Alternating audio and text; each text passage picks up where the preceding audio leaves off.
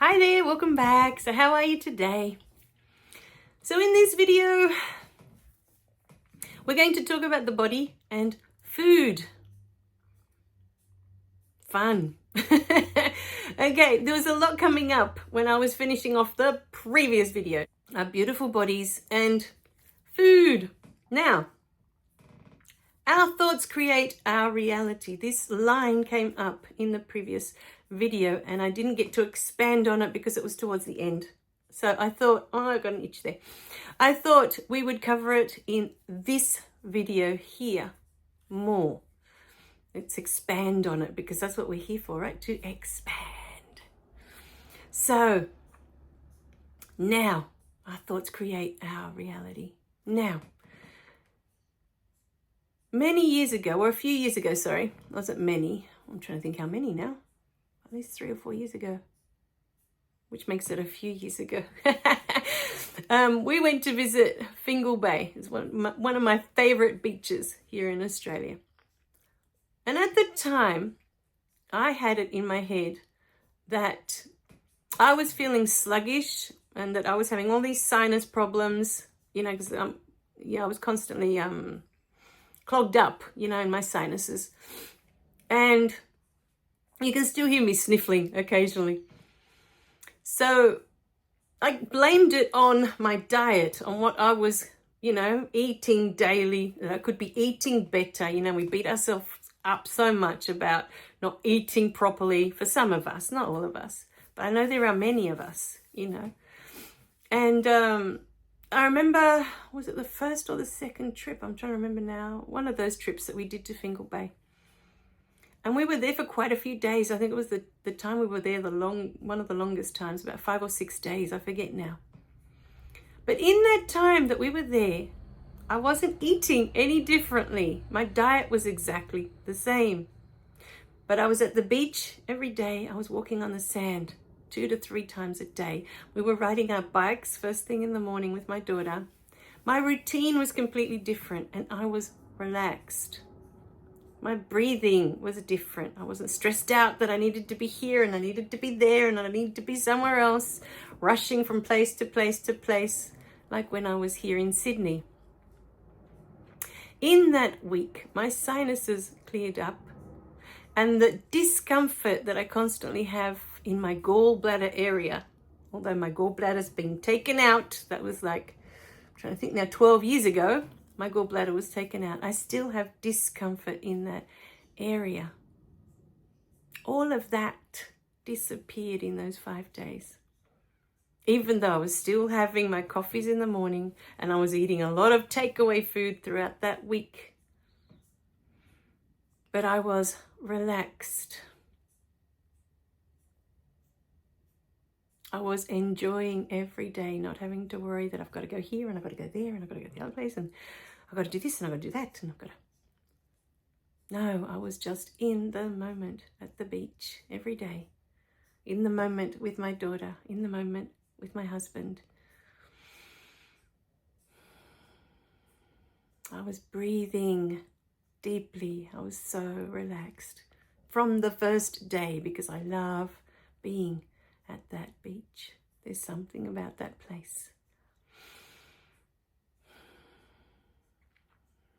So in that week, I had the realization that it wasn't so much the food that was affecting my body, my health. It was my state of being, that I was constantly in a state of panic, of stress, that I have to be here and I have to be there and I have to be doing this and I have to be doing that. My state of rushing from place to place to place throughout the day. That I have to do this and I have to do that. All these things I have to do to pay the bills so that we can get through another day and do it all over again. Now, that was the first realization that I had, how much my body released and relaxed the moment I let go of everything, because there was nothing to go to but to be there in that moment. That was the first thing.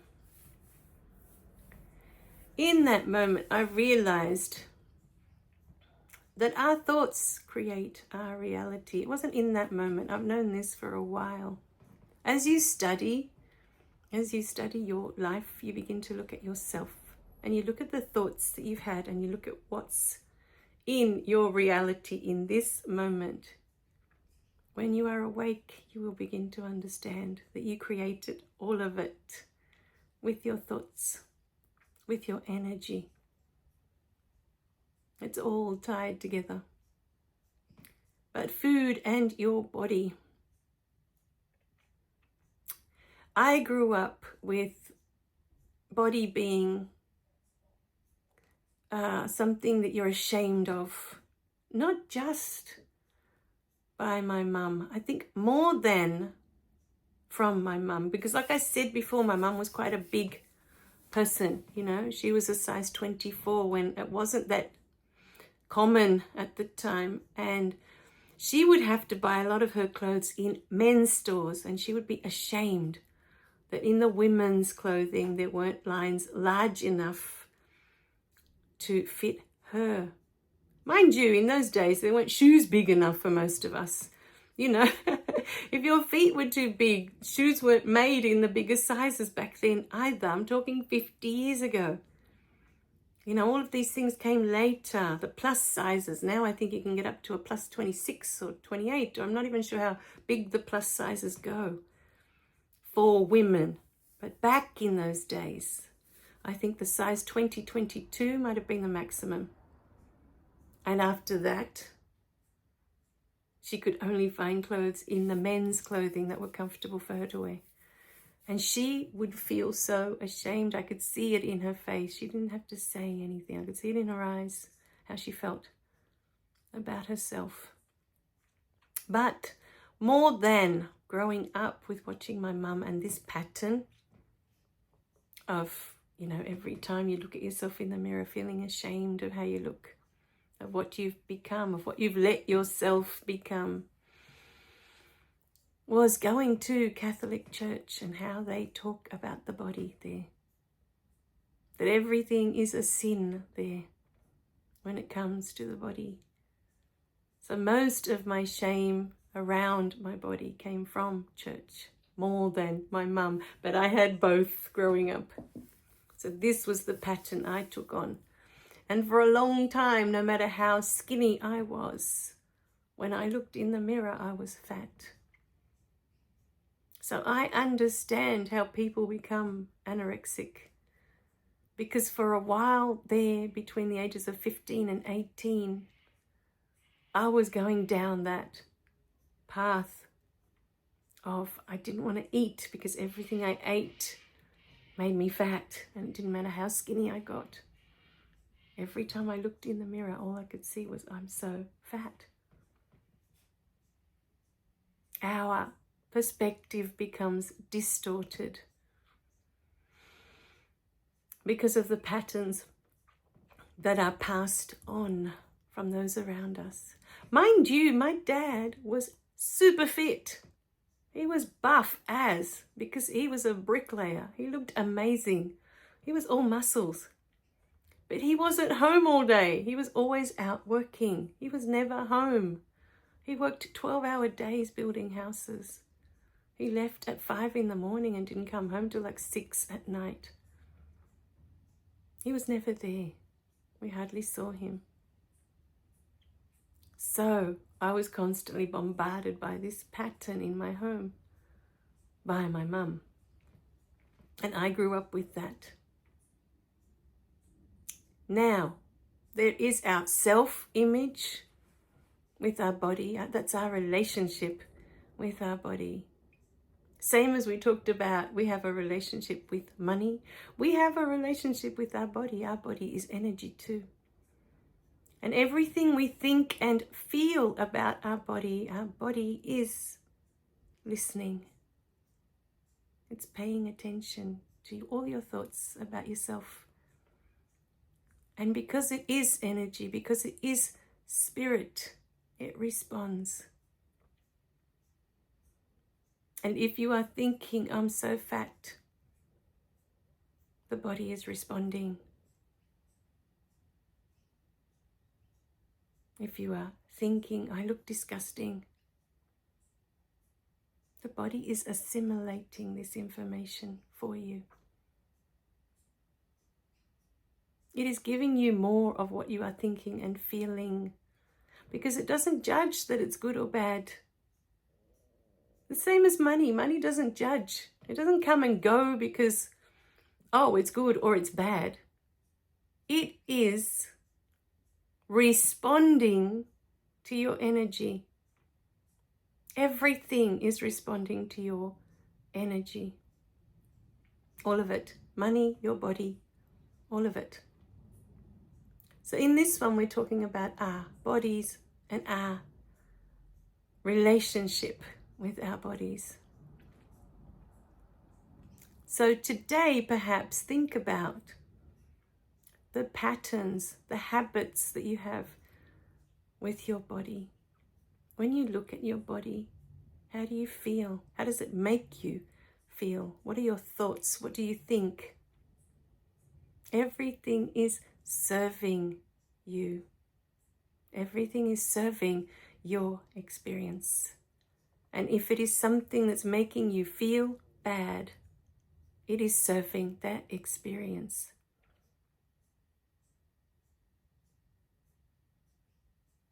Now, with food, what I learnt in that week, it's not about the food. It's about our state of mind. It's about our being. When we are relaxed, when we are present, it doesn't matter. Our thoughts about the food that we eat. If you're going to eat something, and in the moment that you are eating it, you are thinking, this is bad for me, this isn't good for me, I shouldn't be eating this. Your body is listening to all of that. It's listening. If you are eating something and you are engrossed in being present in that moment, and you are enjoying what you are eating, and you are taking in the flavors, you're savoring each bite, and your thoughts are, how wonderful this tastes. I love how this tastes. This is so good. This is my husband. Everything to him is about flavor, about how it tastes.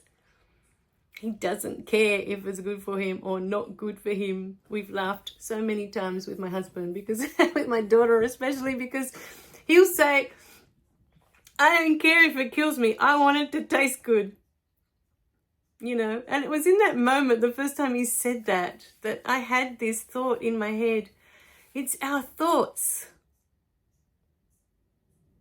that create our reality. If we decide that this food is bad for us, from all the stuff we've been reading, from all the stuff we've been listening to, if you are listening to someone, if it's in the news and they say that red meat is bad for you, and you decide, oh, red meat is bad for me, then every time you sit down and eat a steak, guess what? Your body is listening. Well, hang on a minute. Didn't we decide that red meat, the red meat is bad for me? Then why are we eating it? There was a debate at one stage that eggs were good for you. Eggs are bad for you. Eggs are good for you. Eggs are bad for you. On and off with the eggs. Well, wherever you sit with the eggs, if you decide that you're going to eat eggs and they're the best thing for your body, it's the best thing that you can eat, it's full of protein and it's going to be so good for you, then guess what? It's going to be amazing. Your body's going to eat that. It's going to digest that. And it's going to do just that. It's going to be amazing for you. Because it's what you believe about it. With coffee, the same, on and off with coffee. It's good for you, it's bad for you, it's good for you, it's bad for you. Now, again, it's good for you. For a few years, I stopped drinking coffee because I couldn't drink a cup of coffee without thinking, this is bad for me. I spent a lot of years with headaches, and I would attribute those headaches to drinking coffee. But I found that it was really difficult to move my bowels in the mornings without that cup of coffee. So when I came back from South America, I decided I'm going to have that cup of coffee because I need it to move my bowels. And when I drink that cup of coffee, because I love drinking coffee, I'm going to enjoy every sip. And if it kills me, it kills me. I don't care. I'm going to be just like my husband. I just love the taste of it. So while I'm here, I'm going to enjoy it.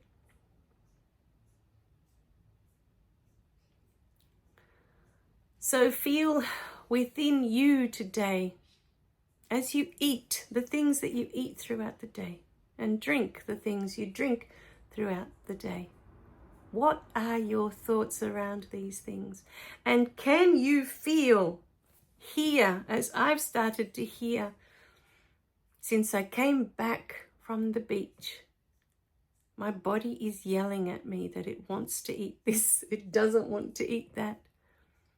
There are certain foods now that I just smell and I feel like yakking. I just feel like, ugh, I can't even. And it's not because I think it's good or bad for me. It's just now my body has decided to speak up and I'm listening.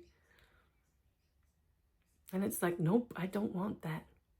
Please don't put that in me.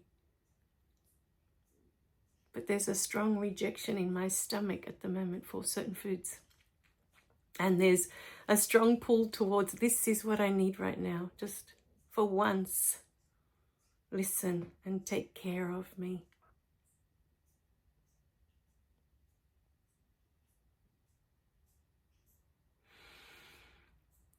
So,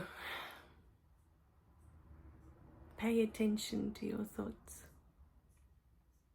I'm not saying monitor every single thought, but you know when the thoughts come up, when you go to drink something and you're like, this is so good.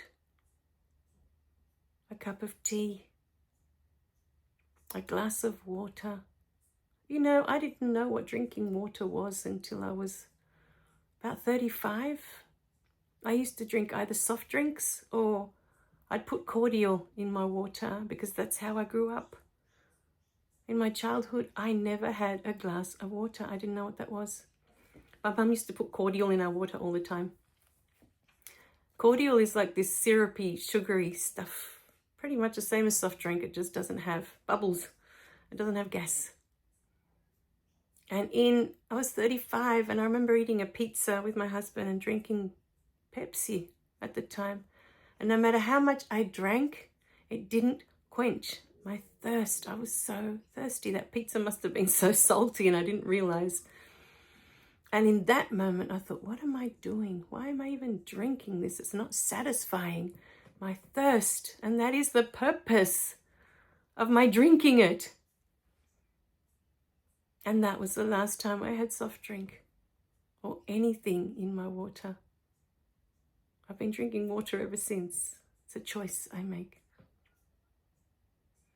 And I feel sometimes when I drink the water, how it cools the inside of my body, how lovely it feels. And I feel the gratitude in my body. I was like, thank you. You know, things like that. So you have a relationship with food. You have a relationship with your body. And when you are done with the patterns that you have adopted from childhood, the things that you have learned of how to interact with food, of how to interact with your body,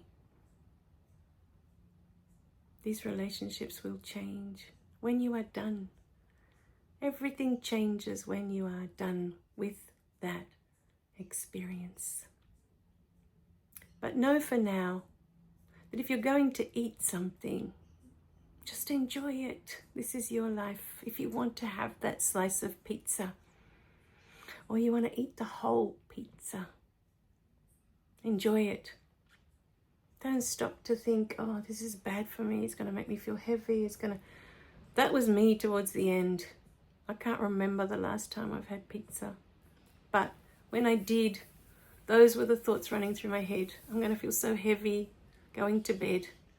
And this is in my stomach. I'm going to feel so heavy tomorrow because I've eaten this. But I love the way it tastes.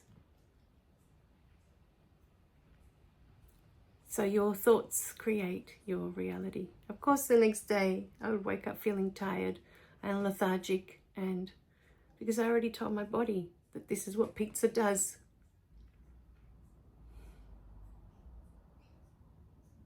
So whatever you eat, enjoy it. And pay close attention. If you're already feeling it's going to make you feel bad, that it's not good for your body is listening. It listens to everything. It listens when you look at it and you feel disgust, or you feel that you're fat and it's not how you want to look. Your body's listening. It's serving you in every moment. Food is serving you in every moment. It's all spirit. It's all energy. All of it, without exception. All right, my beautiful beings. I love you guys. Remember to click like and subscribe so you don't miss any of the messages. And let us know in the comments, or if our new community has already been built, let us know there. What are your thoughts on food? What are your thoughts on your body? What are your thoughts on this video? Bye for now.